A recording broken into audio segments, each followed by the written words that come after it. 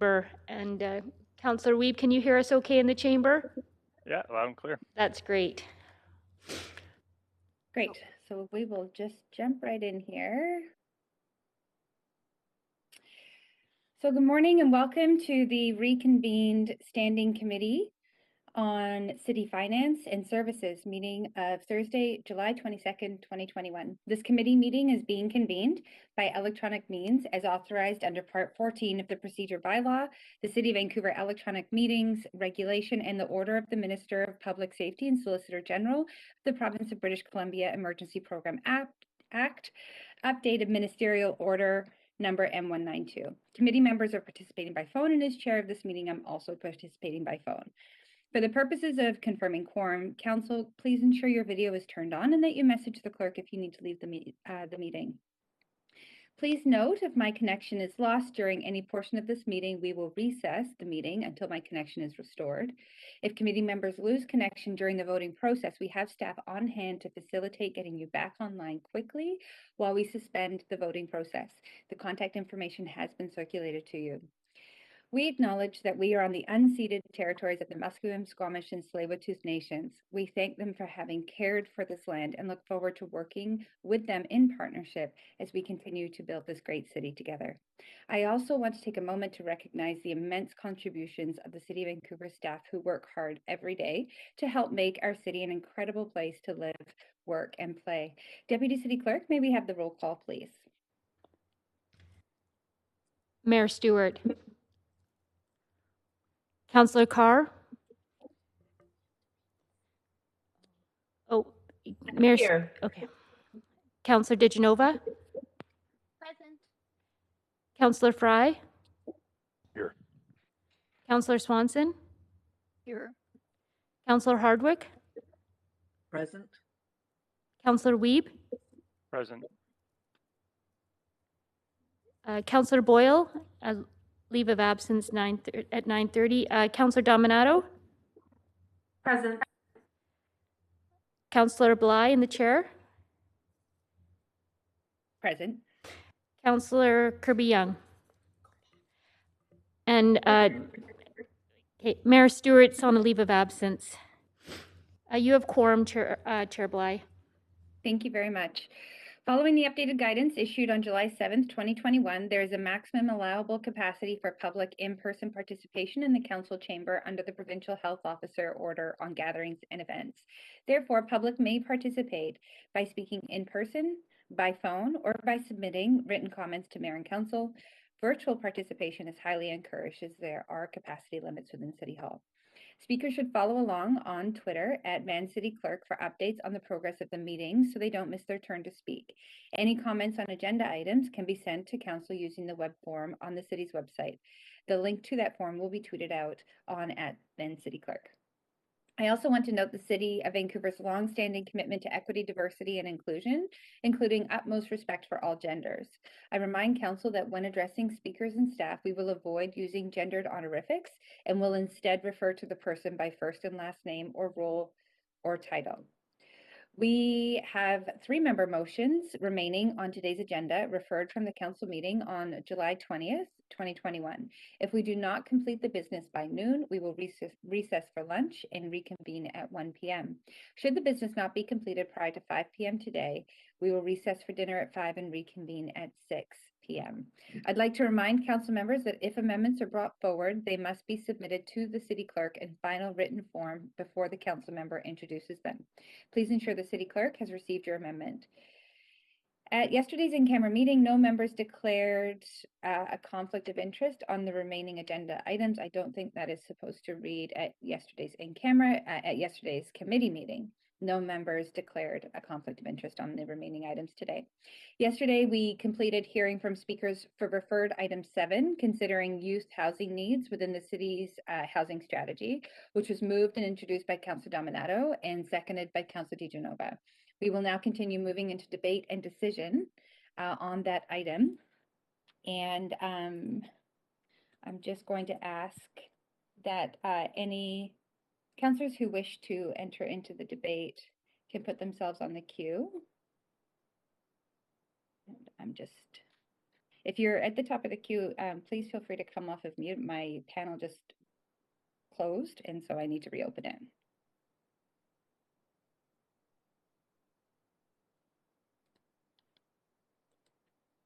Clerks, may I ask you to let me know if there are any counselors on the queue for item 7? Chair Block, point of privilege. Yes, please. Oh, now it's working. I wasn't able to get myself in the panel, but I see I am now. Yeah, there might have just been a glitch because it just kicked me out. So I'm just going to. So are you first on the queue, Councilor Kirby-Young? It looks like it, yes. Okay. May I ask you to please go ahead and ask the clerks to start your timer, and by then my panel should be back up. Thank you. Yeah, thanks. I just want to speak in support of the motion and thank Councillor Dominato for bringing it forward. I think that this is identifies a really critical topic in an area, which is to make sure that youth at risk and youth that have had, already had sort of a tough time, particularly coming out of care, for example, don't fall further through the cracks. And I do think that it's a particularly salient area to pay attention to because, as we heard from some of the speakers yesterday, it can have such a huge impact on people's lives if they can have access to secure housing as a foundation to be able to build a life moving forward.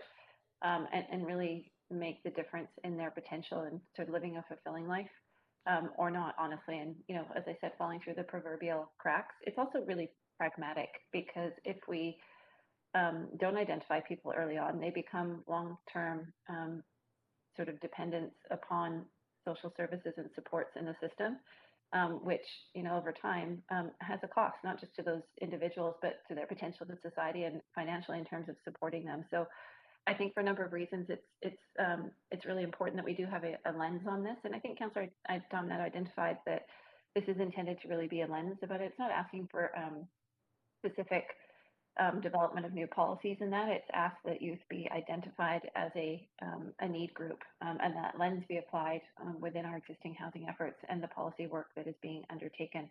And so I think that's also a pragmatic way of integrating it into the city's efforts. And I do want to acknowledge sort of the speakers and trust that came to speak, as well as Covenant House, who have been very active as well in identifying and raising this issue, and did actually provide a submission to city staff in response to feedback for the Planning Vancouver Together on the housing strategy.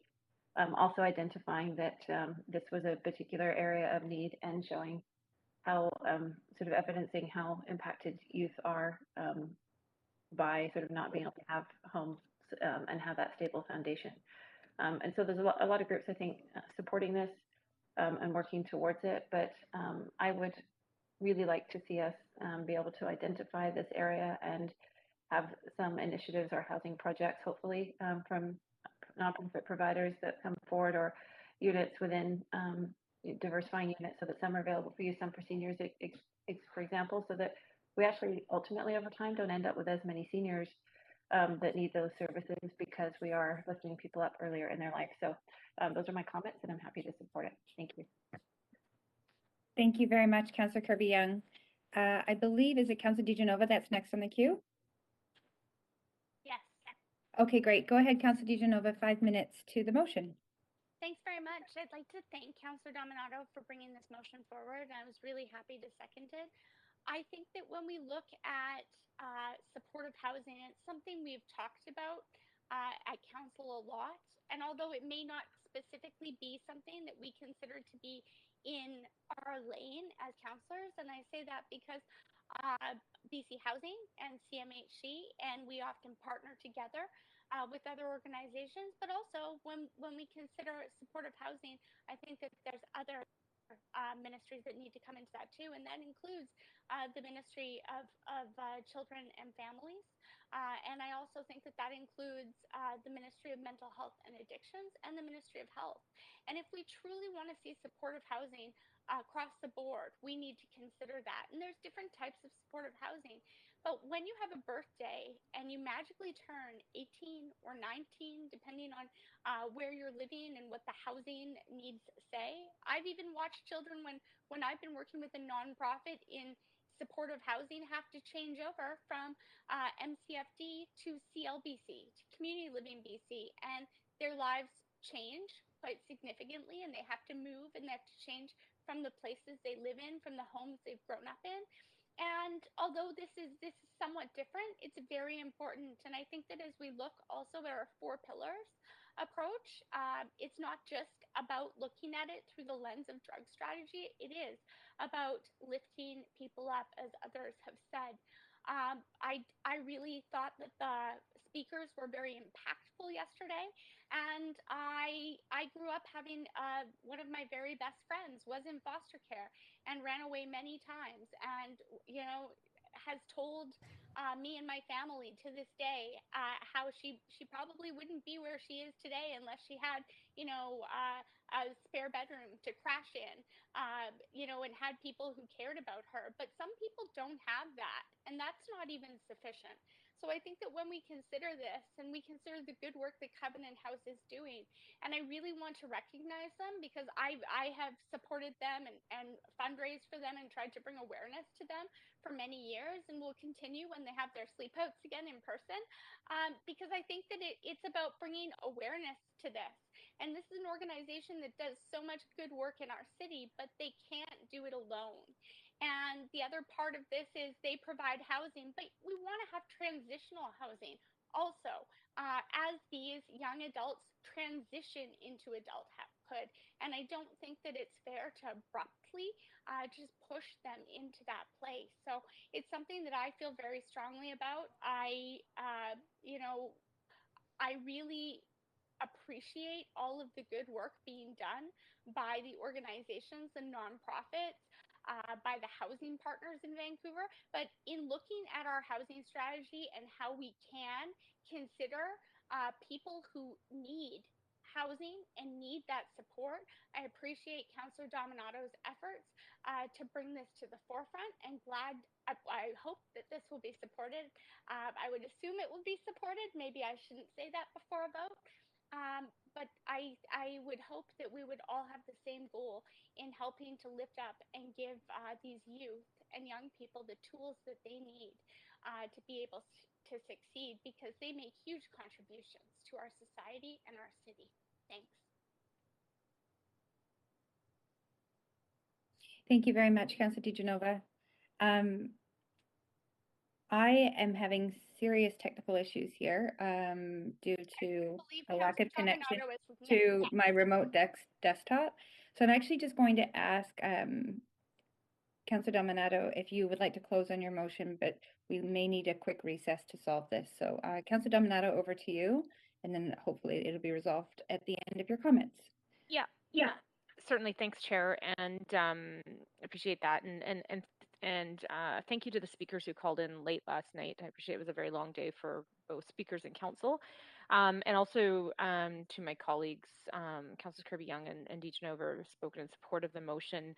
I really appreciate the fact I think this is an issue that I think all of council cares about, because we've often spent many hours talking at council about the challenges of homelessness in the city, as well as housing affordability. And what I was struck with the housing strategy is, while it does recognize that we have particular groups and populations who are more vulnerable at risk of homelessness, and youth are identified in there, is I really wanted to shift the conversation to have staff reporting back on what are the opportunities that we can focus more on youth, and really looking at it from the preventative lens, and that was sort of touched on by my colleagues. What I have found when I think about all of the rezoning applications that have come to this council that we've approved, while some of them may have been supportive housing or social housing, the vast majority of the time our conversation is centering around affordability and income levels. And certainly that is a part of this conversation when it comes to youth aging out of care, or youth who are vulnerable for other reasons. Is affordability certainly an issue, and that came up in my conversations with organizations like Covenant House, like the Family Services of Greater Vancouver. However, and I think you heard this yesterday in one of the speakers who commented about the fact that you need age-appropriate youth housing. And so it's not just about affordability, it's the quality and nature of the housing we're providing, and is it appropriate to youth?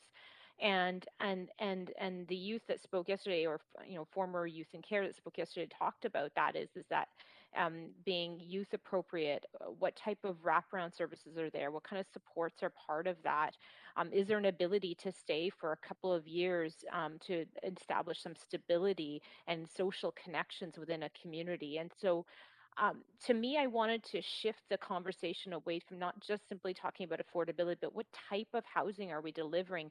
And are there opportunities to engage with organizations and collectives like Trust and the development community and builders and explore ways to deliver housing that's appropriate for youth as part of some of the supportive housing projects that are coming forward. And so it's really to bridge that gap and make sure that this is at the forefront because we do know that youth, like in our last homeless count, were 9% of individuals living on our streets were youth. And so I think there's definitely a need there. And I'm hoping that we can focus and laser in on this going forward, not just in this term, but in future terms of this council.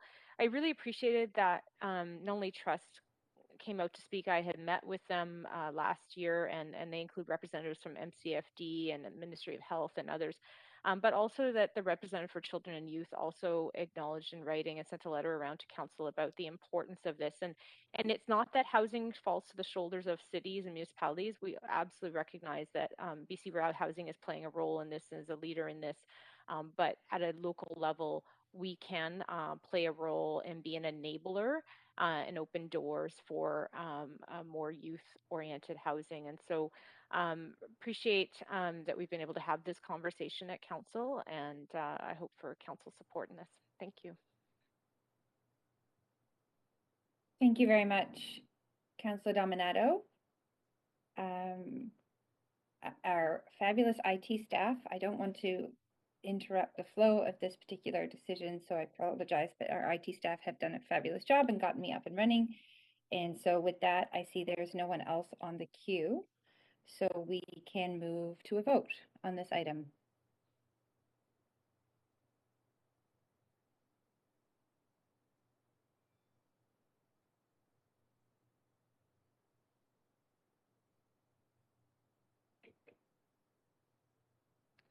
And that motion passes with unanimous support. Okay, thank you very much, Council, for your work on that first item of business today. All right, so the next referred item is item 8, previously motion before, planning to support distributed ambulance services in the City of Vancouver, which was moved and introduced by Councillor Fry and seconded by Councillor Dominato. And we do have speakers for this item. Of course, our first speaker is Troy Clifford.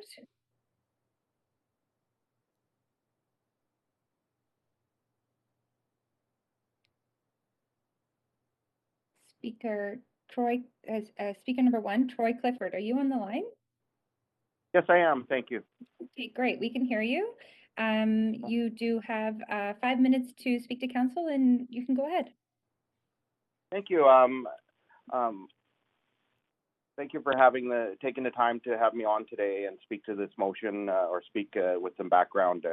And I'll quickly introduce myself. I'm Troy Clifford. I'm the provincial president with the Ambulance Paramedics of BC, which is the union and professional body that represents 4,500 paramedics across BC and dispatchers. And as you know, or you may know, I'm a 33-year working paramedic in the interior, and I have a secondary residence in your community in Vancouver, in Southeast Vancouver. And so I know a lot about ambulance services around the province, and I was very pleased when Councillor Fry contacted me earlier this month with respect to this motion and asked for feedback and history and insight. And so we've had some very good dialogue going back and forth, and I understand that there will be some potential small amendments to the motion and the whereas coming under your procedure. So I will leave that up to you guys. So I won't speak to the changes that we've discussed, just to tweak a few things that I think would be better wording to more meet the objectives that he's been put forward. And I've also had some discussions with Councillor DeGenova, who has been working with Councillor Fry about some of those amendments. So those two have I've been working closely with to help with this motion. And I'm pleased to, on behalf of our 4,500 members across the province, support this motion. I think it's a well-needed initiative. Although ambulance services don't fall directly under the municipalities, you have obviously a vested interest for your patients and your public in your communities. And as you'll see through the whereas, Councillor Fry has articulated some of the history of what's happened with diminishing services and stations within the lower mainland, but particularly in the Vancouver core, where we're down to a minimal amount of calls and or stations, and that's really affected our ability. If you look under number 6 in the whereas, where you talk about the 8.59 minutes, and you may have heard the minister last week talking about what that 8.59 minutes, and what that means is it's a national benchmark that says in metro areas under the most critical calls, reds and purples we call them, but that means anybody names critical interventions, and those are first responder calls that the Vancouver Fire Services are sent as first responders to assist on. And what that means is in the 90th percentile, it is expected that ambulances will arrive at a critical intervention call within 8.59 minutes. And we know that that threshold has not been met in the Metro GVRD area, but particularly in the Vancouver. And that's directly related to what this motion and is all about, is a decreased amount of stations. For instance, we don't have, if you look at under 7, we lost the station in the West End quite some time ago that was amalgamated with our downtown East Side station. And anybody that drives around the city knows that you can't get from the downtown East Side to some of the corners of the West End in 8.59 minutes. So that just by itself sets you up for, as well as losing our station on the South Slope in the south side of Vancouver, which was moved to the Richmond station. That was our 244 that was at 57th and Cambie. We lost our station at Vancouver General, which was an advanced care station. And then recently we've lost the two stations, or been closed. When we say lost, I mean closed. The Boundary station at Boundary and just off Hastings, which is technically in Burnaby, but it serviced the northeast corner of Vancouver.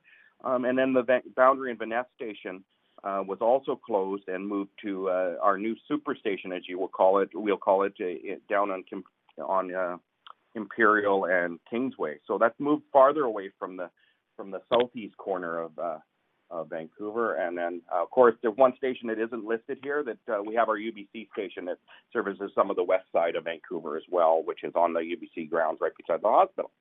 So when we talk about those response times, that's key to making sure that we meet the needs of the public and, of course, our patients. Right, and that's really, when we talk about the West End, I think it's still one of the most densely populated areas in North America, and we don't actually have an ambulance station in that jurisdiction, which is quite tragic. And really, the background on this is we haven't had the planning and the capital infrastructure put in place to do this, and I think that's why this motion is easy to support for me, is that working together we can look at better ways to utilize things, and that's where the motion comes forward. So I just want to say that I could go on for hours. Obviously, I'm very passionate about ambulance services and public safety and first response, but I think overall this is a great motion, and anything we can all do to make an ambulance get to a patient in a timely fashion, or a 911 call answered in a timely fashion, is what we all should be objective. So we all have a vested interest. Okay. And Troy, I'm gonna have to. I know you're wrapping up, but we're well over the 5 minutes at this point. I'm so sorry. That's okay. I know it's hard for you to see the time. You do have a number of questions from councillors, so I'm happy to move ahead with Councillor Kirby-Young. Questions of speaker, and you have 3 minutes, Councillor Kirby-Young. Thanks, Chair. And good morning, Troy. Thanks for being here. I have a couple of questions I want to get into in my 3 minutes. And the first one is, noting that the motion notes that most of the ambulance properties are leased typically, and in city's case with fire halls and that, they're on sort of city-owned land. And so, just wondering if you can comment as to why it's been a lease model. Has there ever been land purchased to utilize that, or has it always been a leasing approach? So I believe that's one of the amendments that may be coming forward by Peter or by Councillor Fry. In that we have had a mixed bag, probably the best way to describe it, of different facilities around the province. Some were owned, some are leased, some are co-shared. There's some municipalities, I think like Chemainus and some of the smaller communities have tri-services shared facilities, police, fire, ambulance. So there aren't, I guess the best way to describe that is they're mixed. But I think it changed in the, I want to say the early 2000s where they moved away from owning really anything. And that was to coincide with the early 2000s when we went into the health authority versus being a standalone commission. And I think that took away a lot of our ability to do those things. So, okay, I just I don't know trying to get my head around that model and how that would work in terms of leasing space, say in conjunction with a fire hall and that, where we also try to collate things like housing services with some of the new halls. Related to that, and Emotion already knows that some of that changes were due to management decisions, et cetera, and obviously there's been a lot going on lately with respect to response to the recent provincial announcement. Do you see the philosophy changing with the announcement from the province in terms of either the model, the amount of resourcing towards stations, or the model of, leasing, owning, or what they look like? What's sort of the current state based on the recent announcement from the minister? Absolutely. I really believe that the move towards the new model with a board that oversees this will have the direct, moving us to our own entity within the Provincial Health Services Authority will allow better integration with municipalities on initiatives like this and better long-term planning. Because part of that, he announced he wants a 3-year plan that addresses all the issues around that we've been challenged with. So I think putting in this challenge or this new structure is really a move forward for better oversight and better administration of specifically things like facilities, location. And the minister announced that as directly part of this, moving towards 8.59 as the benchmark. And that includes, and that directly relates to where stations are located. So I see there's a very close correlation. There's municipalities like West Van that own the station in West Van that are proposing right now building a multi-purpose facility, sort of like your 54 in Kerr one with your fire hall. It would include an ambulance. So those are kind of ideas that how it could work, and whether the ambulance service leased off or did a shared building. Those are why I think that you want to keep all the doors options open. Right. But I think those are. I think that answers your question. I hope. It does. That's my time. Yes, thank you, Councillor Kirby-Young. Councillor Fry, questions to the speaker. Sure. Thanks, Chair. And thanks, Troy. And just want to, off the top, thank you and your members for, service to Vancouverites and British Columbians, and, recognizing that this recent heat dome event was extraordinary. But certainly I undertook this because I had outreach from first responders in the city's employ, fire and police, expressing their frustration with the how you guys are being hamstrung by a lack of resources, and then diving deeper into the status of these various spaces. Are you aware of any pressures on some of the leasehold ambulance stations we have in the city right now? Yes, I am. Those leases. Yes, for sure. I know that. Sorry, I cut you off. Did you finish the question? Yeah. Go. Okay. Yeah, definitely. The Arbutus station has been on sort of a challenge lately, and I'm not sure what the most recent thing is, but I believe the lease status of that is up in the air. Obviously, with the 57th in Cambie came upon quick, and that's why they had to move it.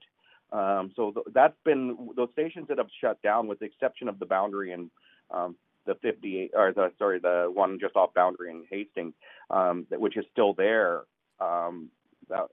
We've seen really the lease and the facilities. As you know, our station in the West End used to be 42 with the Richards and Drake is still a parking lot. So that's it just comes down to how valuable the land is, and you guys know that better than I do. And so these owners of the properties are saying, well, I can get more money or more development out of these properties. So long term, we know that the population demands are not going to go away in the city of Vancouver, and the demands on the ambulance services we know go up 6% every year on average across the province. So I suspect in your community it's going to be even higher than that.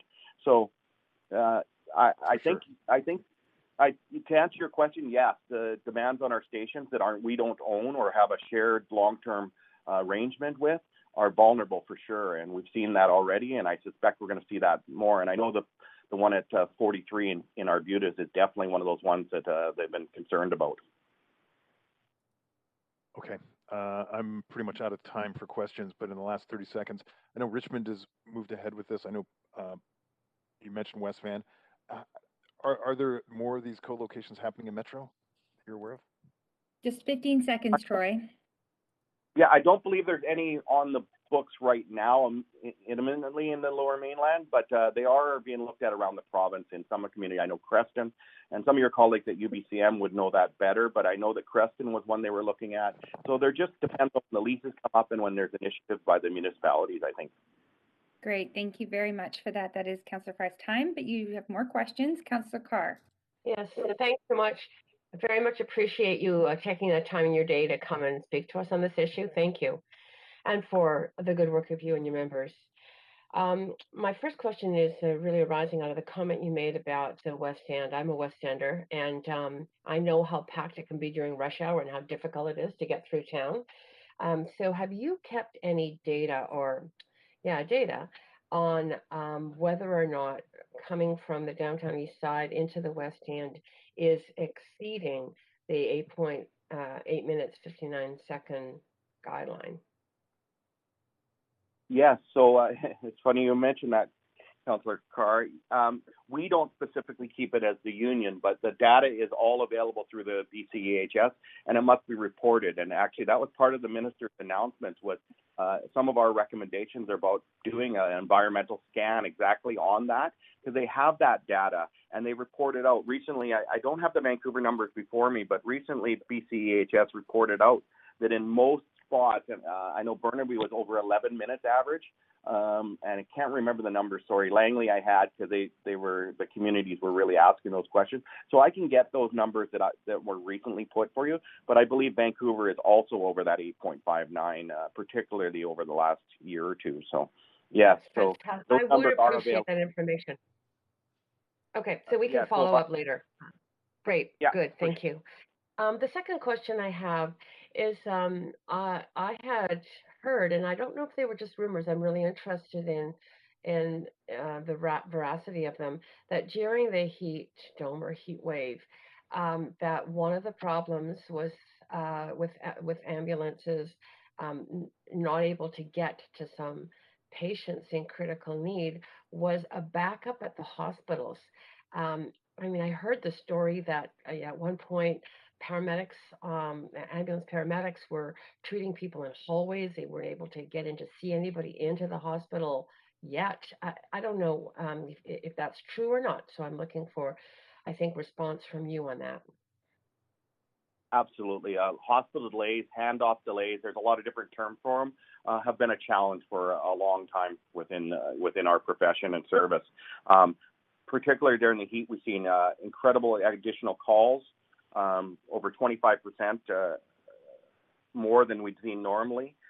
We've seen our out of service level. So everything was a factor in the delays for sure during the heat that we're exposed with. But hospital delays are a big part of our ability. And what I mean by hospital delays is the ability for paramedics to get into the hospital and hand off their patient to the healthcare professional through triage and that into the emerge.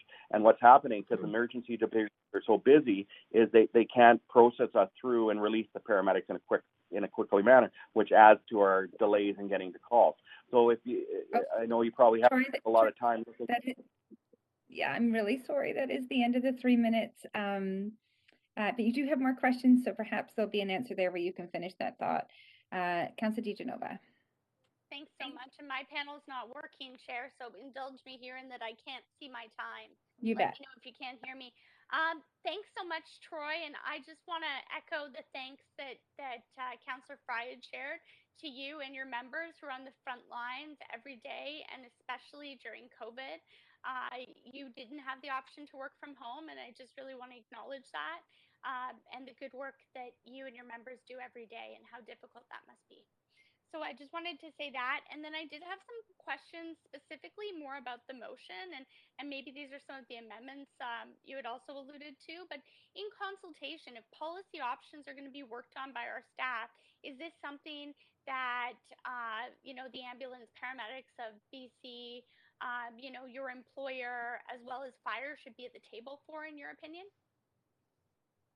Oh, absolutely. I think any consultation we have, and you guys have heard what thank you, Councillor DeGenova. I appreciate the comments you've all made here, and obviously, I by my talking, you guys know I'm a verbose guy, and I have lots to say and talk about, and I'd be happy to engage all of you on a lot of this stuff. But I think that goes to what you're asking. I think that any consultation we can have, you can see that I have obviously good insight, and my colleagues at Vancouver Fire would have good insight. They deal with it. We're side by side at all our calls that we go to in the community. The BCEHS has definitely. So yes, I think the consultation and input would be valuable, and I think that's where we can move ahead collaboratively, where we can put the responsibilities on those that are and accountabilities, and ultimately that gets us to better care for patients and the citizens of Vancouver. Thank you very much. Also, just one more quick minute. question with my minute. I was going to say that, but Great. time's been taken up by reminding me. So, Troy, I'm wondering if you could tell me a little bit about the culture and the importance of having fire and paramedics having separate space. Just quickly, is that important to you? That it would be close by, but yeah, absolutely. The proximity, we're all in public safety together, police, fire, ambulance. So I see us all as public safety frontline. Paramedics have a different job in our clinical side of things and our healthcare side of things. And we know through North America that being closely associated is a very important thing for public safety and what we're talking about here. But also there's completely different services that require their own space and independence. We've found problems where challenges have happened where it's just not the best to put everybody in one room, and people need their space. It's a tough job for all of us, and I think we can balance the need for efficiencies, but also the independence that's needed for the professions and the jobs that they do. So I think that's a very critical part of this. We'll have to leave it there. But thank you very much, Troy. Thank you. Thank you very much. And Councillor Weeb. Yeah, thanks, Troy, for coming today. My first question is, recognizing we've continued to increase the medic component of the fire department, as well as we're seeing a lot of mental health cases being dealt with our police department. How do you see this expansion of paramedic services help support those two departments, and how do you think we could better align our community services and public safety altogether?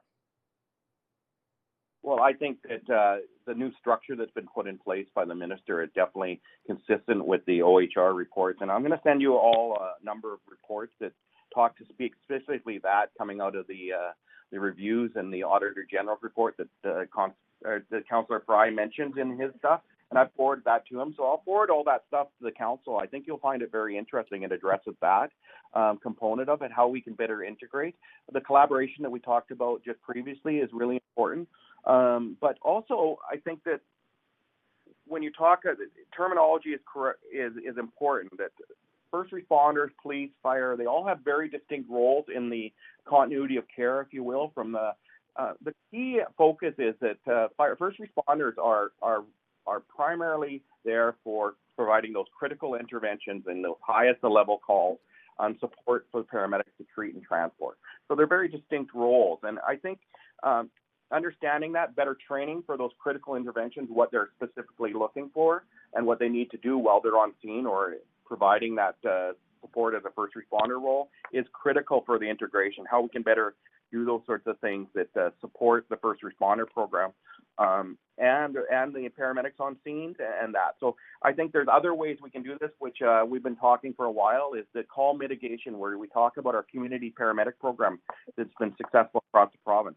Integrating that into Metro, where you have ways of supporting the communities, the opioid crisis and the homeless are all areas that are being put into the system. Mental health are being put into systems that don't need an ambulance service or don't need to go into health service. So we need to do it better in the community support, and we have ways of doing that with paramedics in conjunction with other public safety agencies. So I think those are some of the suggestions we put forward, and they're really good options that can work towards those solutions. So I'm interested. Could you send information on what programs have used peer services or community-led services to deal with some of these interventions that are currently going to ambulance or fire police? And we just 15 seconds for your response, Troy. Sorry. Absolutely, I'll forward a bunch of information on that, and we can have a further discussion offline for sure. Councillor Weave. That'd be amazing. Thank you so much. Thank you, Councillor Weave, and thank you very much, Troy, for fitting in those answers into such a small window of time that councillors get. That is the end of your question queue or question list here. So we do appreciate you coming to speak to council today. Thank you for having me on. Okay, great. So that does actually conclude our speakers list on this item. So we're going to move into discussion. I see there's a number of councillors on the queue, but we're going to go to on the question queue. I'm going to move to the main queue. So if you could put yourself on that queue, that would be great. Okay, so I see we've got Councillor Fry first on the list for discussion. Please go ahead, Councillor Fry. Thanks, Chair. Actually, I submitted some amendments, and with apologies, there was a system glitch with the submission thing, so a lot of the comments from staff didn't come back until after we entered it. So understood. So I'm going to move us to an amendment queue, and then I'll ask you to introduce your amendment. Okay, over to you. Thanks, Chair. And it's a couple of amendments to the resolution enactment clauses, and then there's a couple to the whereas, which as our procedure Just a point dictates. of privilege. Yes, Councillor DiGenova, point of privilege. I'd like to go on the amendment queue, but Councillor Fry's not on yet, and I didn't want to trip that up. Okay, so Councillor Fry, if you go ahead and put yourself on the queue to speak to your motion. Okay, there we go. Go ahead. Great, yeah. So a couple of amendments to the enactment clause, a couple of amendments to the whereas clauses, which as procedure dictates we have to do after if this passes. The first is really just clarifying that the idea of co-location is not sort of within the organizational structure of, say, the fire department, but rather in the physical built form, similar to what they've done in Richmond, which is fantastic. It's a separate leased entity that is attached to the fire department. The city of Richmond built it and leases it out to the ambulance service. But it's secure in its tenure, and I think that's the critical distinction. So just to be clear about co-location, also recognizing very explicitly that ambulance services are the responsibility of the provincial government, and so this isn't about downloading to us, but really it's just a reflection of our values and goals in the Healthy City strategy, which is equitable access to high quality social, community, and health services. And recognizing, of course, we have an aging population. We have a lot of concurrent health issues going on in the city of Vancouver, not the least of which, of course, the opioid poison drug supply overdose crisis. And that these are critical infrastructure pieces that we, if we can help support as a city of Vancouver, I think we should, for the benefit of all Vancouverites. The other two, whereas I'll just quickly knock off the whereas ones, just so that we don't have to waste time when we get to that. I had incorrectly identified fire response as paramedics. They are not. They are first responder services. And I gapped. I guess I was thinking too much of David Eby when I wrote Attorney General instead of Auditor General. And that's a big shout out to our Attorney General, who's doing a great job. Thank you to him, and thank you to the Auditor General as well, of course. Anyway, correcting both those in the whereas. Okay, great. So as you already stated, we're going to deal with the amendment, and then we'll deal with the whereas at the end of the debate and the final vote on the motion. All right. So, Councillor DiGenova, to the amendment. Thanks so much. I just wanted to really appreciate and thank Councillor Fry for these changes. I will be supportive of the amendments. I think that they were briefly spoken to by Troy Clifford, the president of the Ambulance Paramedics of BC, and also noting that I think it is important that in any policy options that our staff were to come up with, that those policy options would include input and feedback from not only the ambulance paramedics of BC, but their employer, BC EHS, so BC Emergency Health Services. That would also include Vancouver firefighters and their local 18, as well as Vancouver Fire and Rescue, who, yes, technically are part of our staff, but I think it's really important that that's explicitly mentioned in the motion as well. I think it's really that idea of nothing about us without us. And if we're looking at providing emergency services with more tools, and similar to the previous motion we just discussed by Councillor Dominato, it's not maybe our responsibility to do all of this, but whatever we can do in considering the decisions that we make at the City of Vancouver, if we can do more to help emergency services to function and operate more smoothly and give them more opportunities to locate throughout our city, it's a win for everyone in our city. So really appreciate those amendments by Councillor Fry, and sorry to have bothered him with so many emails on them, but I do think it's really important that they're at the table for this. Also noting, that I did feel satisfied that this would not be our responsibility as a city, but again, this is looking at when Vancouver Fire, that is a part of our organization, moves forward, maybe there's opportunities, and I wouldn't want to miss those. So thanks, Councillor Fry, for these amendments, and also thank you for the motion. Really appreciate this. Great. Thank you very much. So seeing no further comments or councillors on the queue, we can go to a vote on this amendment.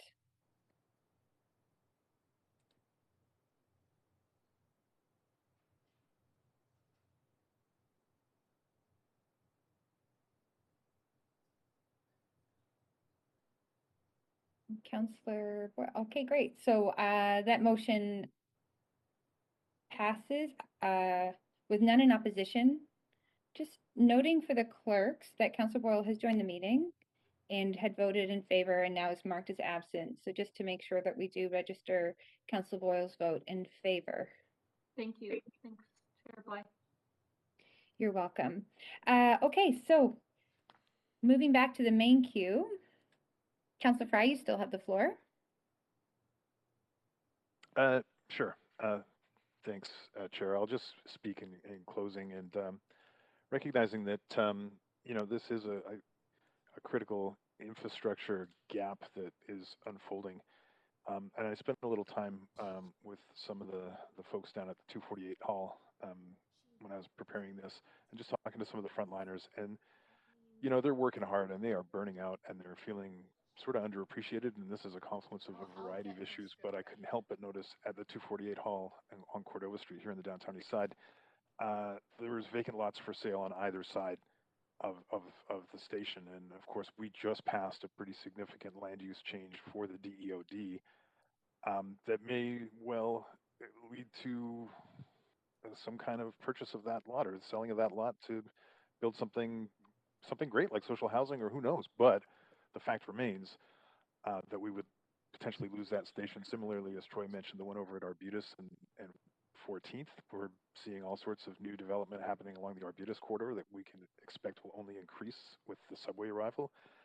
And of course, the station right by City Hall and Robson Park is, of course, part of the Broadway corridor planning. And we can also similarly anticipate that there will be far more valuable land-intensive use of that spot than a single-story ambulance station.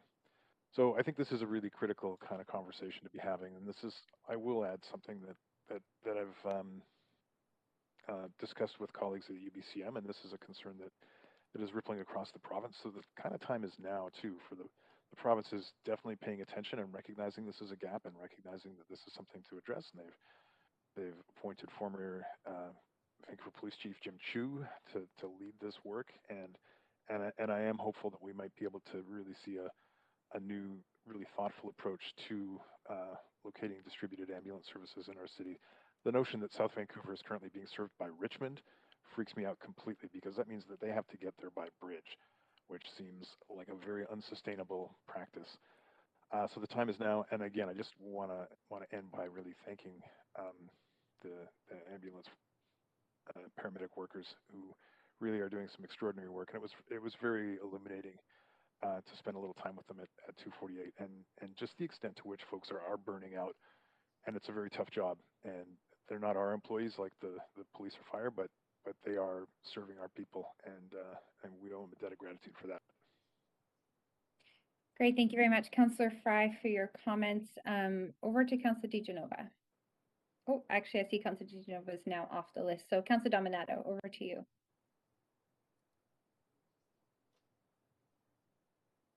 Sorry, Chair. I was just trying to come off mute there. My apologies. Yeah, just in brief to, I don't know if there's any further amendments, but just to speak to the motion, to say that I'm certainly supportive of this motion, and I think that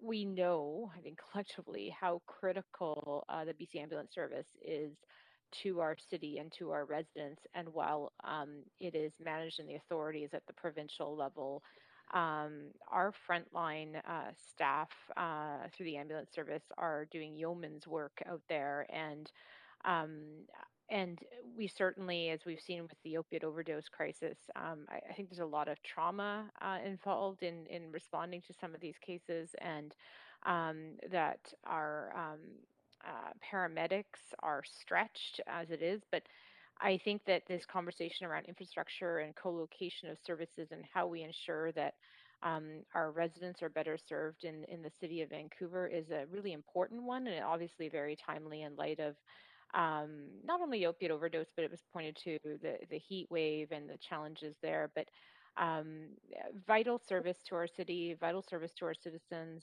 And I appreciate that Councillor Fry has brought this forward, and that, and I hope it'll be supported by Council, and that we can support a stronger service for both paramedics and our residents. So thank you. Great, thank you very much, Councillor DiGenova. Or sorry, Councillor Dominato. Councillor DiGenova, you're up next. Thanks very much. I spoke to the amendments, but I really wanted to take a moment to thank all of our emergency services and first responders.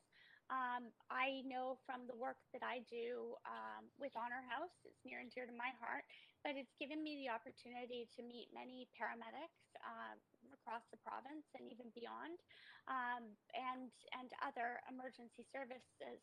And to say that their job is difficult, and to say that their job is hard, and to say that they don't for them, what I've heard is they take it very personally when they can't meet the needs of their patients. And I think that it was said very eloquently by the ambulance paramedics of BC President Troy Clifford on behalf of his members that this is what they're trying to do. They're trying to meet the needs of their patients and serve their patients well. And whatever we can do to help that in just considering or offering or working with the provincial government. I don't see this about funding, but I really do see this about supporting our emergency services. And when they're well supported, our city is well supported. I also just wanted to talk about, the fact that we did recently see calls for ambulances that weren't able to get there. And that is not the fault of paramedics. I'm not pointing fingers. I think that instead of pointing fingers, our time would be better served as to see what we can do to advocate. And I'm not suggesting we do that right in this motion, but I think that this is an advocacy motion also. But I would, go further even maybe in the future to advocate that we do work with the provincial government to find ways. Yes, funding is their responsibility, but maybe there are things that we could be doing as a city to be more supportive. And I think that this motion identifies a way forward and some considerations for that. And what's more important when you're in distress, when you are in need of an ambulance, there is nothing more important than that. Public safety, personal safety. We are so lucky to live in Canada compared to other countries where an ambulance is going to come especially in BC. An ambulance is going to come regardless of whether or not you have health insurance. So I think that that's very important to point out, and just want to recognize that, and I said it before, but during COVID-19, our ambulance paramedics were on the front lines 24/7, serving the city of Vancouver, as were our firefighters and police and other emergency services and healthcare workers. Many people didn't have the option to work from home, so I just really want to acknowledge that and consider, all of this baggage that they carry around with them, the things that they do see every day that I've heard from them. I can't even imagine, and I don't want to some days. But I do really respect, and I want to make sure that we do what we can to help people in the city of Vancouver, and helping fire and ambulance paramedics to find better ways to help them serve people. I'm all in for that. Thanks. Thanks. Councillor Carr, over to you. Yes, thank you. I really want to thank Councillor Fry for bringing this motion forward, and thank also the emergency services first responders who do absolutely critical and yeoman service for us at great stress. This council is really unique in that we, throughout our term, have really been in the midst of crises. The opioid crisis has only accelerated, especially under COVID, the COVID pandemic, the heat wave. I mean, and I really want us all to think about the scientific reports we're hearing in the media, that these kinds of crises are only going to accelerate and become more frequent, especially ones related to climate change. So the efficient and the efficient delivery of emergency services, frontline first responder services, is critical. It's unfathomable for me to realize that South Vancouver is being served from an ambulance station in Richmond, given the potential for. I mean, we are also in an earthquake zone. It's just not disaster smart. So I really hope that this motion can spur a rethink on how we ensure our services are well located geographically, have secure locations, and are well integrated. I mean, the residents of this city, the people who live and work here, absolutely rely on it. Thank you very much for your comments, Councillor Carr. That brings us to the end of the speakers list for this item, so we're going to move to a vote. So we're voting on the motion as amended.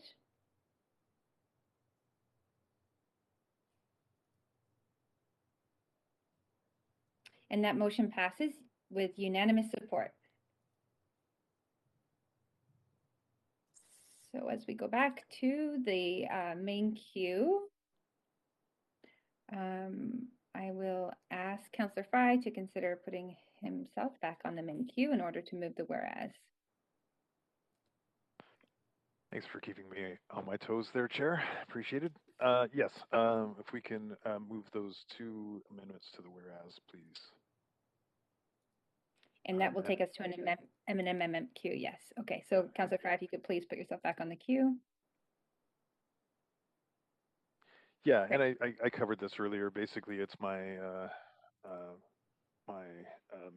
correction of Auditor General from Attorney General, and recognizing the role of fire services, not paramedics per se, but emergency first response. Great, thank you very much.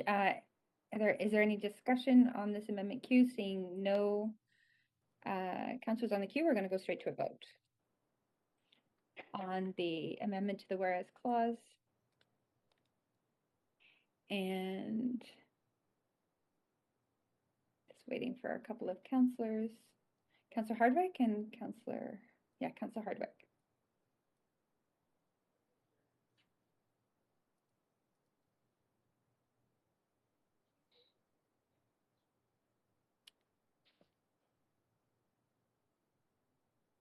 There we go. Okay, great. So that passes unanimous as well. So we have a completed item there on item number 8. Okay, great. Thank you very much, Council. On to our final item of the day, which is referred item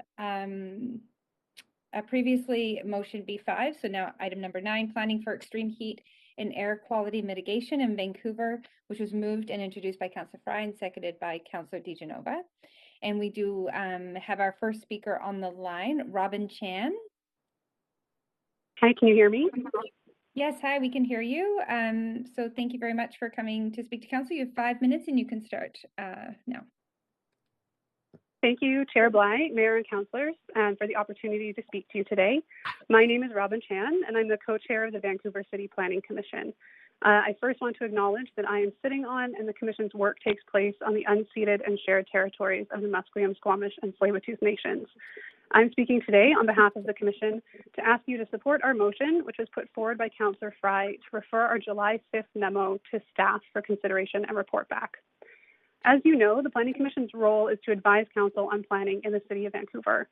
The Commission centers justice, equity, decolonization, and inclusion as foundational to our work. The VCPC memo on extreme heat and poor air quality reflects this. The recommendations prioritize solutions for low-income and poor, disabled, racialized, marginalized, vulnerable, and older people who have been impacted by the structural inequities within planning, who are most at risk of serious illness or death due to extreme heat and poor air quality, and who are often unable to access the existing heat mitigation and clean air programs. As the climate emergency worsens, we can expect more and frequent severe heat waves and air quality warnings. The VCPC memo contains practical and common sense policy changes that can be implemented quickly and that can be embedded into policy over the long term. All of these recommendations should be applied with an intersectional disability analysis. The recommendations encompass multiple city departments and include short-term, my daughter's gonna cry, and include short-term things like ensuring more temporary accessible washrooms are stationed throughout the city, ensuring there is more shade-covered seating, and distribution of emergency planning materials in multiple languages in Braille and with image descriptions. Longer-term solutions include design standard changes to allow for more overhangs, removing barriers for intergenerational housing, and allowing multifamily buildings off of arterial roads with poor air quality. I can speak personally to how some of the recommendations in the memo would have impacted me. I live in nonprofit rental housing with my family, and my landlord has housing all over the region and lots of resources. However, although city communications before and during the heat dome event indicated that work had been done with nonprofit housing providers to reach out to tenants and provide cool spaces within buildings, I can attest that none of that happened within my building.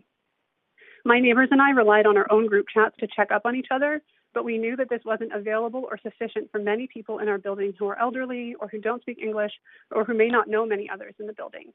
In the end, my apartment was over 35 degrees inside, and my 6-week-old daughter's face and chest were covered in heat rash. My family was fortunate enough to find and be able to afford a nearby hotel room for 2 nights. But that is not a practical or sustainable solution for my family, nor is it a practical or sustainable alternative for good public policy.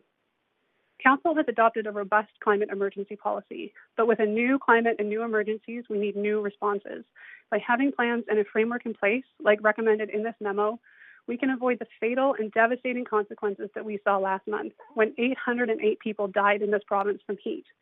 We need to recognize that one-size-fits-all climate policy will not work for elders or for people who are unhoused or for people with disabilities.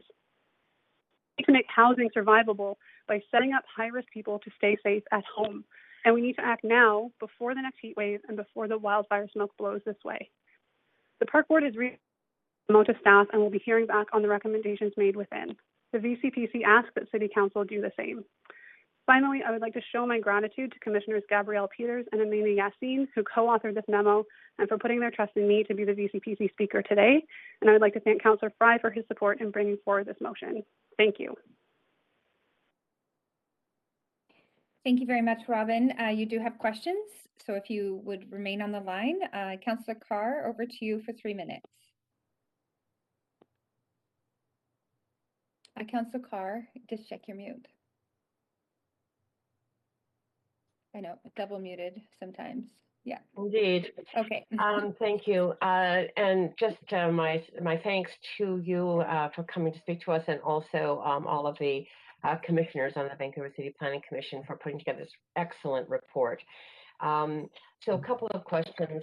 It's clear, in terms of inequity in the city, that we have a tree canopy that is inequitably distributed, much more in the west side of this city.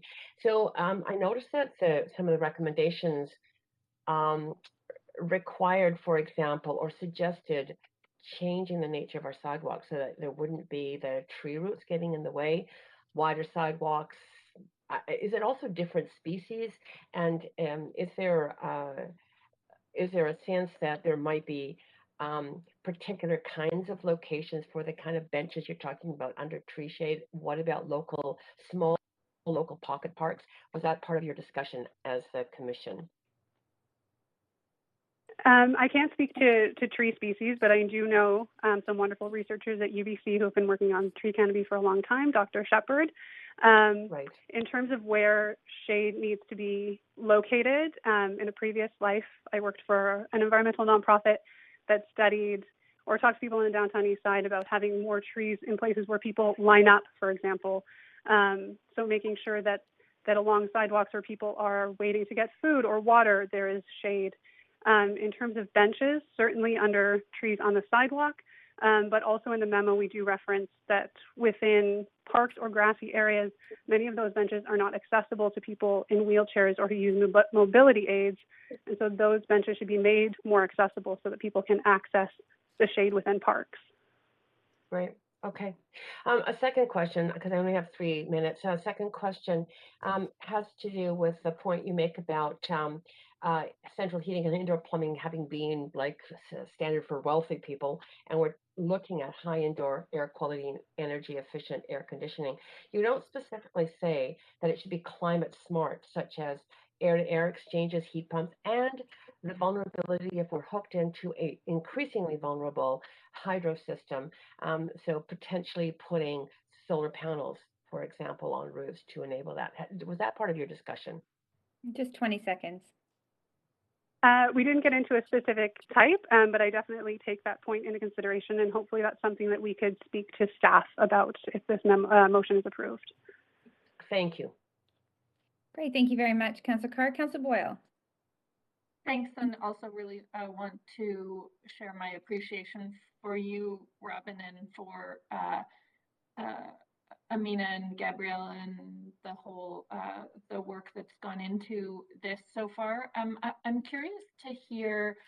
Seemed to me in reading the report pretty clear that a number of the recommendations cross jurisdictions, and it gets us into this challenge where when a number of governments are partially responsible for something, no one is totally responsible for it, and things fall through the gaps. So I'm curious to hear what recommendations you might have in terms of how that gets better coordinated, how the city plays a role in that, in making sure that sort of the buck stops somewhere, and things actually happen beyond just saying the right words in response, that we actually act. Yeah, thank you. I mean, we do recommend the creation of a workforce that particularly includes, obviously, the province, the city, the health authorities, park board, and school board, but also that centers the people that we specifically mention in the memo, people who are disabled or racialized, low income, seniors, people in social housing, so that their needs are centered within an intergovernmental approach. Because we do know, obviously there's no one-size-fits-all solution. And so being able to pull a group like that together, we hope the city would take the initiative to start that and then work with the various parties that I mentioned. Great. Really appreciate that. And again, all of the time that you and many others have put into this. Thank you, Councillor Boyle. And thank you very much, Robin, for coming to speak today. There are no further questions, but we appreciate you coming. Thank you. Next, we have Speaker Ash Peplow Ball. Hi, Mayor and Council, and thank you for having me today.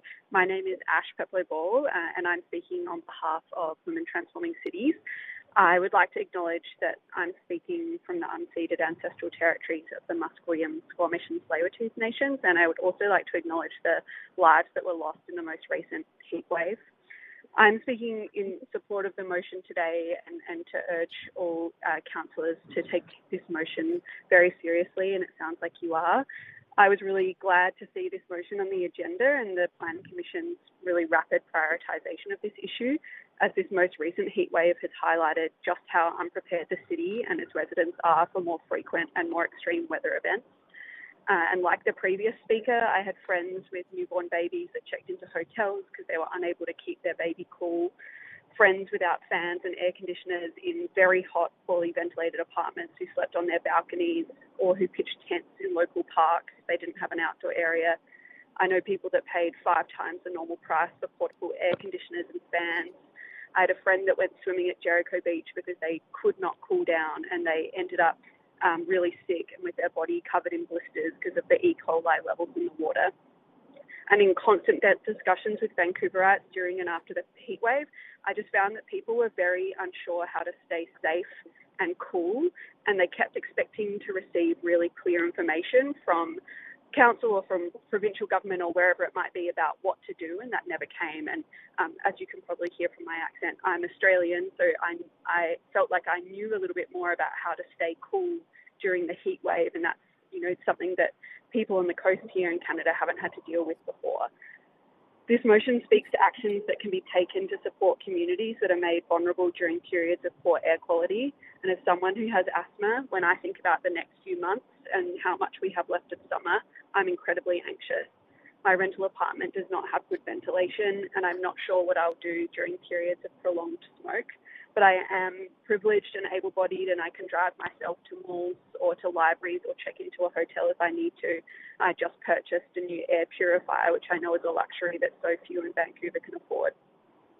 I'd really like to address a few points in the motion that I think are really important. I think relocation plans, including supporting people who are unhoused, many of whom are seniors and people with a disability, to move to safe areas during extreme heat and periods of poor air quality, ensuring that accessible public buildings, including schools and rec centres and libraries, are set up as cooling centres and that there's transportation to and from these places for people who need help getting there, that facilitating matching between people that are isolated and people that can support them to get supplies is a fantastic idea, ensuring that building standards that include the ability to maintain high indoor air quality even during times of poor outdoor air quality, and that air purifiers can be provided to residents with low-income residents, priority given to people who are disabled. And I just really want to emphasise that all of this incredible work by the Planning Commission and if Council supports this motion today requires a really strong communication plan to ensure that the community groups that need to know about the actions that are being taken can hear them. And that means, like the previous speaker spoke to, being available in multiple languages where they're already receiving information on social media, in rental buildings, and from trusted media sources. And I would really also like Council to consider what the role of the city is in supporting workers who are impacted by extreme heat and poor air quality. I have friends who work in hospitality that are casual workers that lost shifts during the heat wave in June because they worked in kitchens and the cafe closed.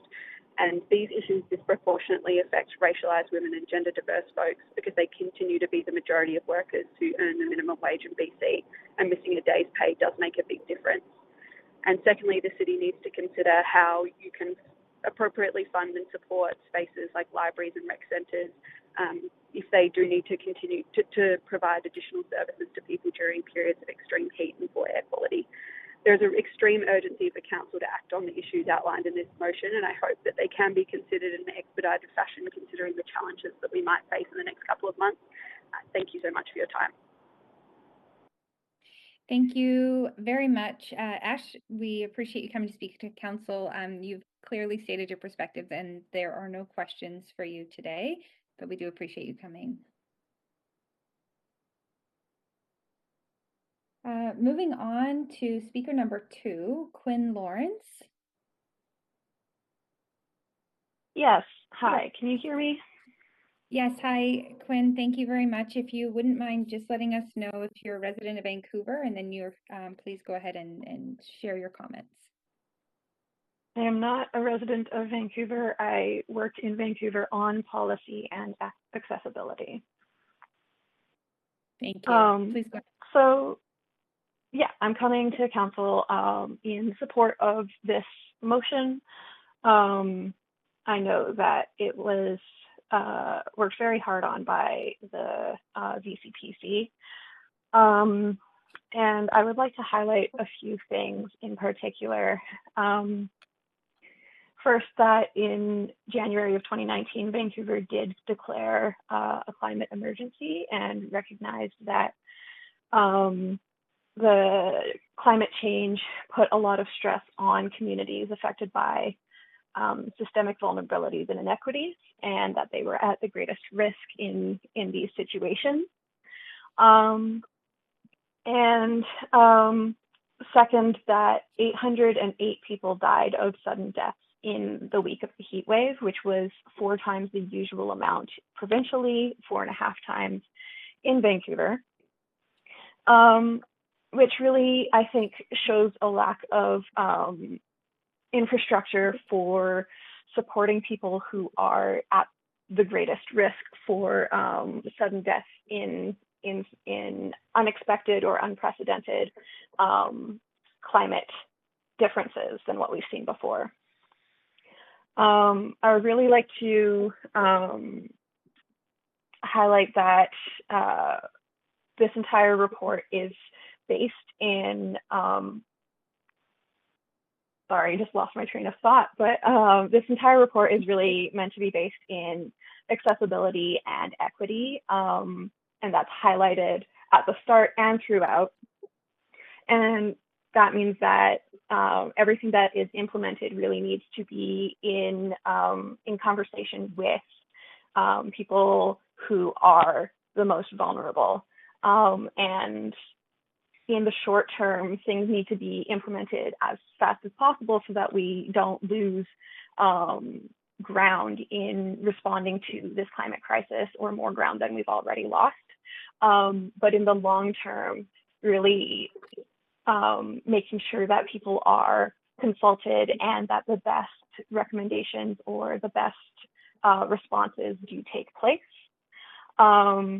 Really, I know that the VCPC really is trying to focus on people who slip through the cracks of responses, and that that includes people who have to stay inside, who don't have alternatives or transportation or community and family to turn to for things like air conditioning and air purifiers.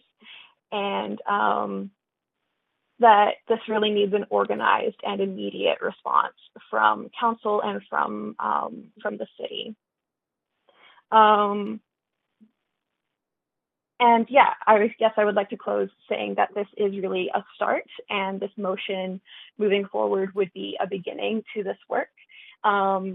But everything that is recommended needs to be built on and continued. And yeah, I just really hope that the city recognizes that and does their best to coordinate with those, as you said before, those conflicting kind of jurisdictions, provincially and municipally, trying to advocate for residents, even if it is not directly in municipal purview.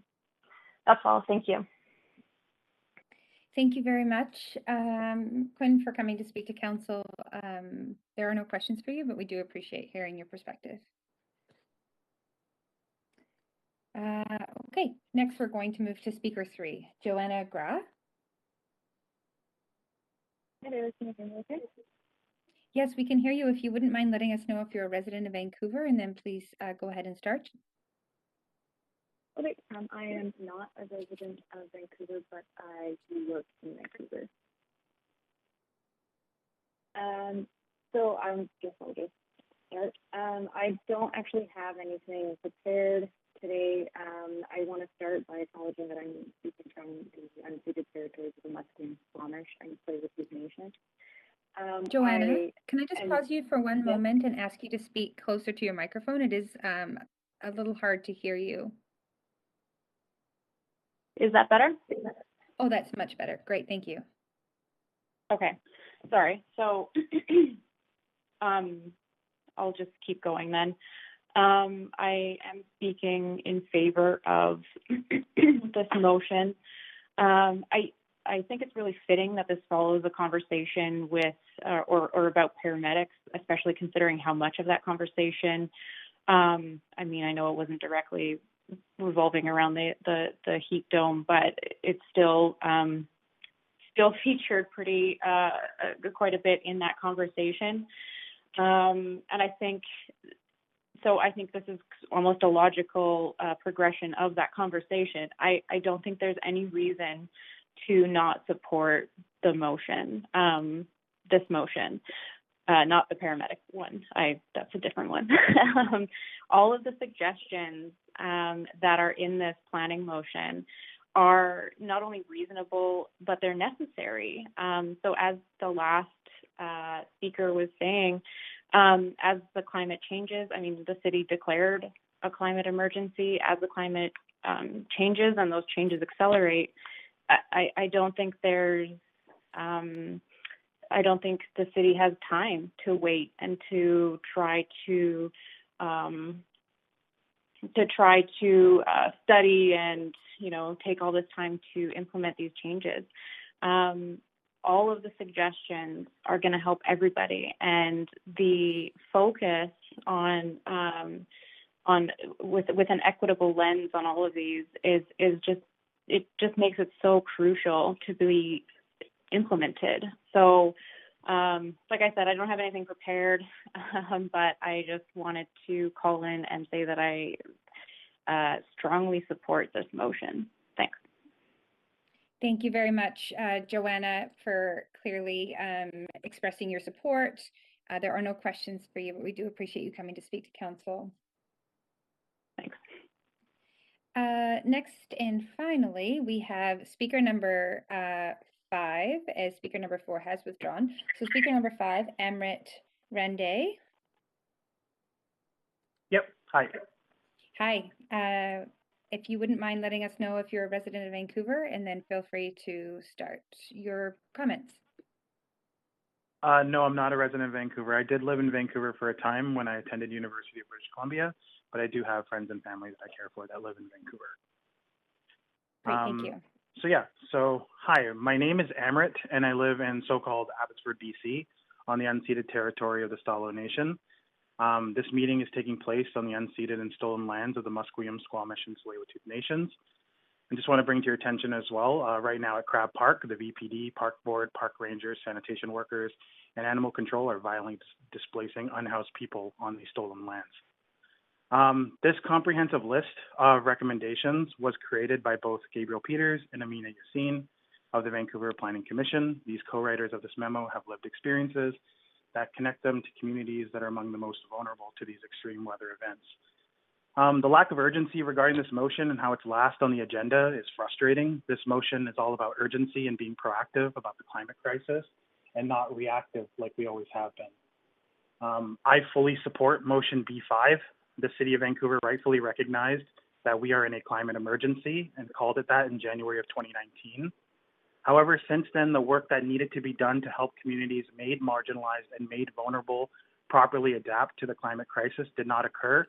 And according to the Global News BC, as of July 16th, 2021, over 800 people were killed during the week of the heat wave at the end of June. In the Vancouver Coastal Health Region, 202 people were killed. That is up from 45 in the same week in 2020 and is 4.5 times higher than the 5-year average for the same week.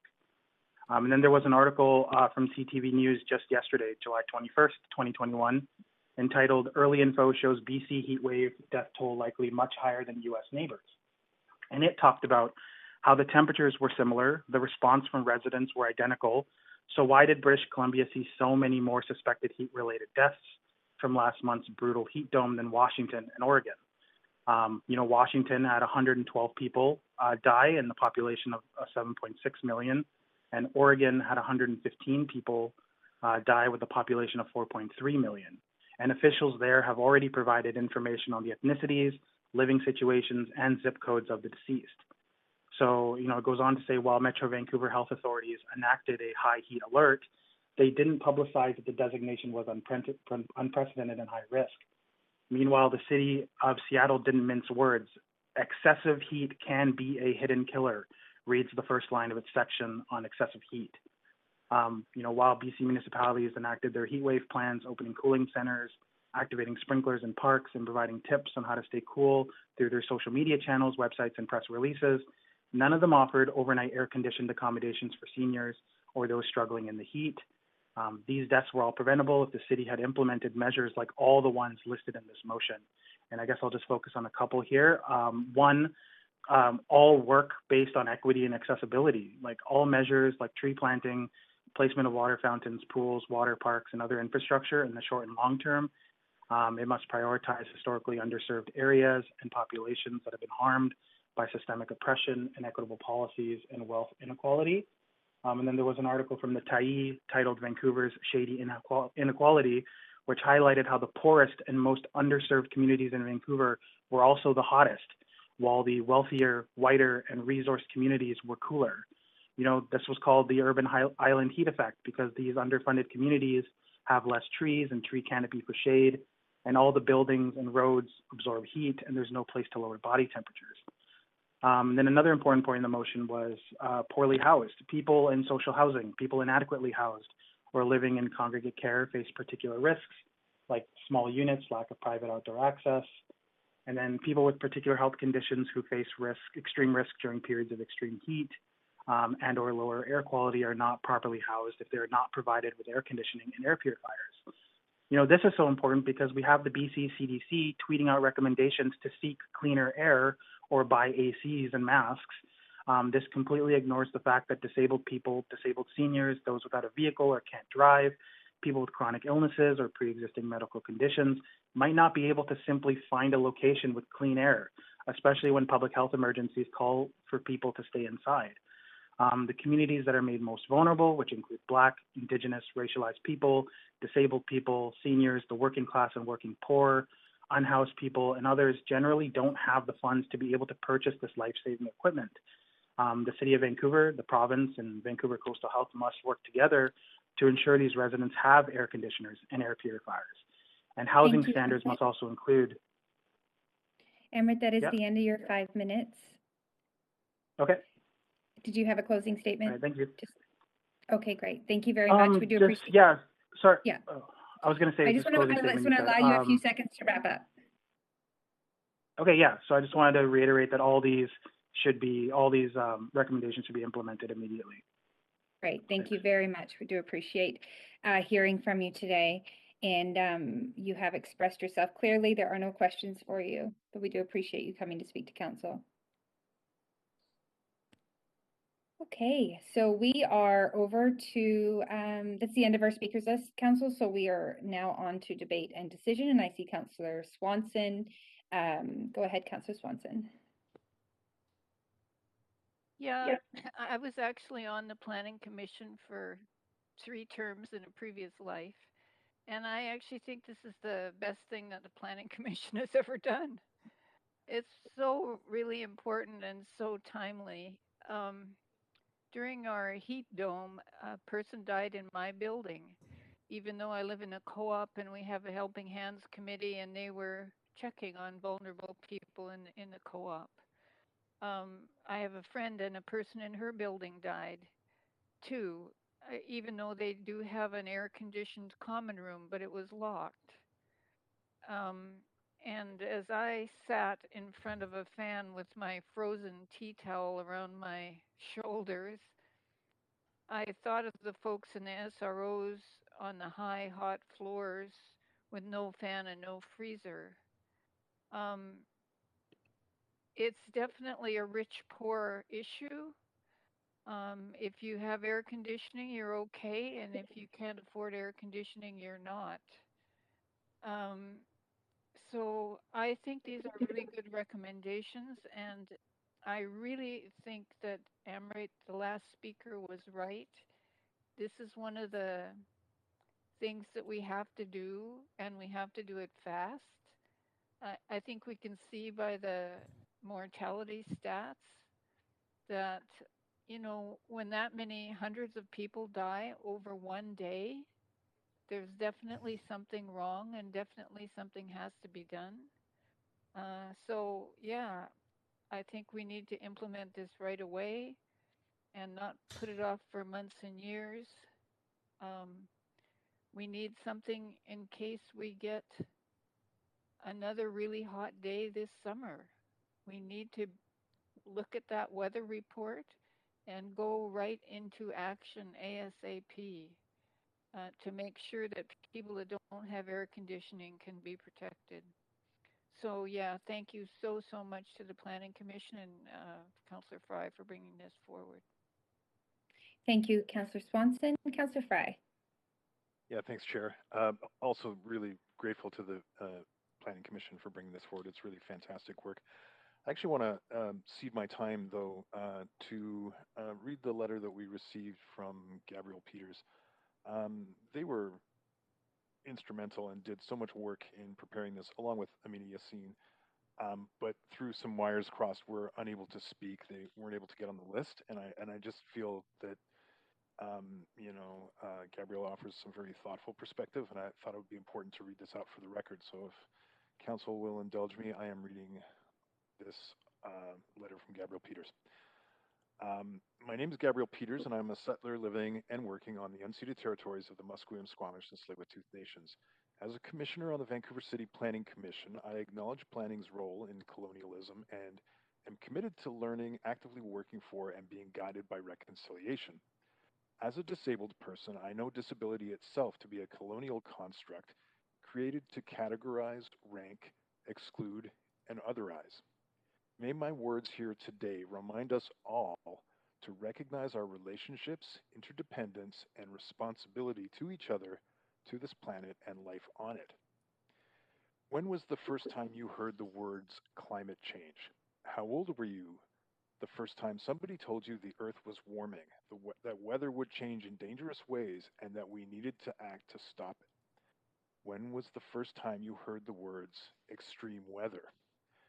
I tried to remember the first time someone told me of the danger we had brought upon ourselves. I couldn't. So this made me curious enough to Google when it all started. According to an article in Scientific American concerned about the impact of human activity on the planet, dates all the way back to ancient times. But it was 1896 when a Swedish scientist first raised concern about the effect burning fossil fuels would have on the Earth's atmosphere. By the 1930s, it was noted that the temperatures of the last 50 years were warmer than those of the previous half century. As the decades passed, the stack of evidence grew with more sophisticated tools for documenting and projecting. This is where we as humans excelled, proving that what was happening was indeed happening, documenting our own downfall. Where we failed was deciding to use the information to create a different future. It is beyond absurd for any member of any level of government in this country to say that our recent heat wave came as a complete and unexpected surprise.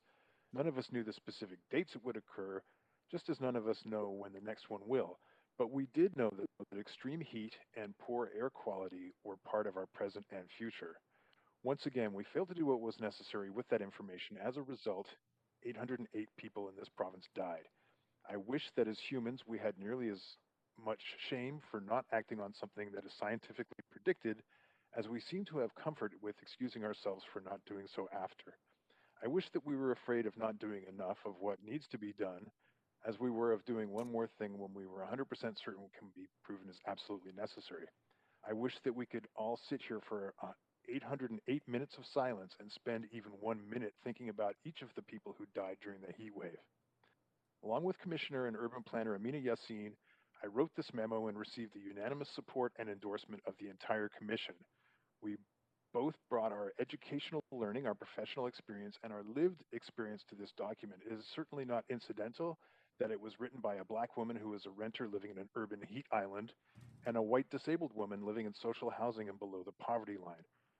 Our communities are disproportionately harmed by results of climate change. We hope you will read it. We hope you will be the political leaders who understand the need for air conditioning and air purifiers in housing the way previous generations' leaders understood homes needed central heat and indoor plumbing. We hope you will act now to save lives. To bring it back to where I began, I would urge this council to consider the role of colonialism in bringing us to this moment. We mined the earth and pumped toxins into the sky. Under a dome of boiling hot particles, too many of our neighbors exhaled their last breath, waiting for their calls for help to be answered. It is a disgrace, a travesty, another crime in a long list of crimes, and we must not allow it to happen again. Please use this information to create a different future. Acknowledge the injustice and inequity of our city and the death sentence, leaving people with resources with nothing more than the words of advice, telling people to do what they simply can't possibly do on their own. Be leaders that leave no one behind. And that is from Gabrielle Peters. Thank you very much, Councillor Fry, and also perfectly timed. I'm happy to have heard those comments read publicly, so appreciate that. Councillor Carr. Thank you. I've already thanked the Vancouver City Planning Commission, and I'll just thank them again for this incredible work. I have to echo Councillor Swanson's point that this is just really remarkable piece of work by the Commission. Just to say thank you again to Councillor Fry for bringing it forward on behalf of the Commission, and really urging Council to understand the importance of this work, that staff should report back on the short-term and long-term strategies and recommendations, that we have just come through the heat dome crisis. And I mean, I don't remember the exact time, apropos the letter that Councillor Fry put out, I don't remember the exact date when I first learned about climate change, but I do remember writing educational materials about it in the 1990s, and like it was not on very many people's minds at that point at all. And now with the heat wave we've experienced, hearing the media consistently hosting experts who are saying it is happening so much faster, accelerating and deepening in terms of impacts than have ever previously been predicted. I reported to this council a year ago, actually before the pandemic, about a trip I took on behalf of the city and Metro Vancouver to a climate conference in Berlin. And I remember relaying to you the most shocking paper delivered by a scientist at that conference, which was about the predicted increase in temperatures in the Eastern Mediterranean, predicting temperatures of 50 to 60 degrees by 2100. Lytton hit 50 degrees centigrade during the heat wave. Everything we can do as a city to prepare residents to be safe during this and to mitigate at the same time is absolutely crucial. I'm also hopeful that the staff report, and I'm not sure how to make sure that this happens, but to make sure that staff who are working on our Vancouver plan with a fall focus on complete, equitable, and resilient neighborhoods, including preparing for climate emergencies, that this information from and direction from the Planning Commission gets incorporated into that, and just reminding councillors that we're going to be playing a role as councillors in hosting a number of those public events, 5 workshops that our city staff have suggested. And we have an opportunity to invite in speakers at that time, and potentially this could be, one of the issues or subjects that we choose to move forward with. So again, thanks to all involved, and it is an urgent situation where political leadership, is particularly critical. Thank you very much, Councillor Carr, and over to you, Councillor Boyle.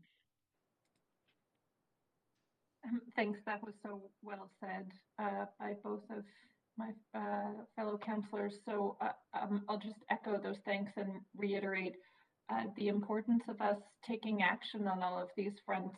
This report is is incredibly well written and powerful, and we as elected leaders hold the power to implement or not many parts of it, both in terms of the ways that we can mitigate protect the safety of folks as we experience more extreme weather events, and also the seriousness and urgency with which we tackle climate, as others have said, so that we don't see as many of these events in the future. Those are challenges that we need to take very seriously, and receive this report for the good work that it is, and then honor it by following through on it. And so I hope that we do that both in how we vote today, but also in the many votes that come and the work that is required of us to live up to the challenges that we're faced with as elected leaders. Thanks. Thank you, Councillor Boyle. Councillor Wiebe.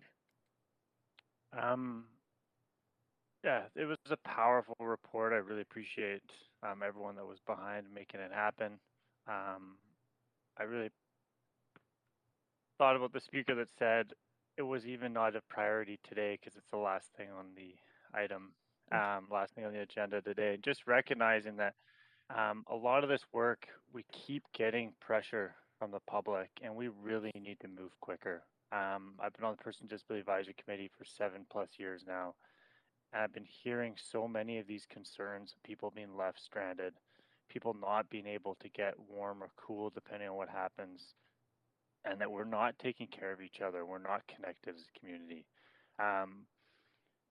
Some of the pictures that have gone out about the urban heat effect, we've seen those at Park Board since 2016 when we were putting together the Vancouver plan. So for over the last 5 years, I've seen those maps of areas of the city that have under 5% urban forest cover. And today we just got a draft from Metro Vancouver talking about going to 40%. We have a lot of work to do to bring back our systems in the city to kind of make sure that everyone and all residents are taken care of. And so I really appreciate this pressure. I really appreciate the commission bringing this forward, appreciate Beef Fry, and I think that I know we all care as a council, and I look forward to seeing what we can do in the next year to really deliver on action and implementation. Thank you very much, Councillor Wiebe. And seeing no other councillors on the queue, we're going to move to a vote on this report.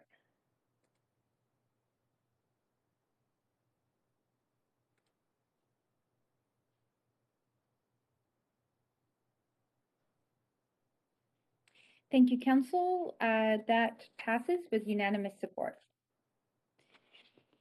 And thank you very much to our speakers that came to speak to that item and the discussion. So with that, this concludes item 9 on the agenda and also does complete the standing committee portion of this meeting. We do have Deputy Mayor Boyle, who is with us to complete the business of the day in council. So I'll now pass the chair over to you, Deputy City Clerk, to walk us through the process. Thank you. Thank you, Chair Bly. We will now convene in council to deal with the recommendations and actions from the Standing Committee on City Finance and Services meeting from yesterday and today. Deputy City Clerk, may we have the roll call, please? Mayor Stewart on a leave of absence. Councillor Carr. Here. Councillor DiGenova. Present. Councillor Fry. Here. Councillor Swanson. Here. Councillor Hardwick. Present. Councillor Wiebe. Present. Councillor Boyle in the chair. Councillor Dominato. Present. Councillor Bly. Present. Councillor Kirby-Young. Present. The meeting has quorum, Deputy Mayor Boyle. Thank you very much, Deputy City Clerk. Council, we now need a motion to adopt the Standing Committee's recommendations for items 1 to 9. Moved by Councillor DiGenova, and do I have a seconder? Second. Seconded by Councillor Wiebe. Thank you very much. All those in favor say yay. Yay. Yay. And all those opposed, nay. Thank you. The motion is carried unanimously. Would someone like to move the motion to adjourn the meeting? Motion to adjourn. For the summer. Second. For the summer until September. Thank you, Councillor Hardwick, and I think I heard Councillor Dominato second. Great, the meeting is adjourned. Thank you, Council, and thank you, staff. Enjoy a bit of a break. Have a wonderful summer, everyone. Thanks, everybody. Thanks, everyone. Thank you, Have a staff. great break. Thanks, staff. I'm gonna miss you guys. Have a great summer.